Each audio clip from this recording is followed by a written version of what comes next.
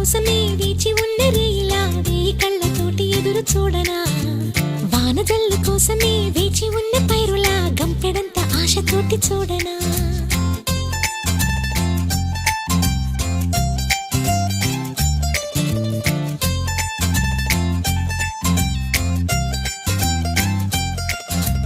జోల పాట కోసం ఉయ్యాలలోన చంటి పాపలాగా కోడి కూత కోసం తెల్లారు జాము పల్లెటూరిలాగా ఆగనే లేనుగా చెప్పవా నేరుగా గుండెలో ఉన్న మాట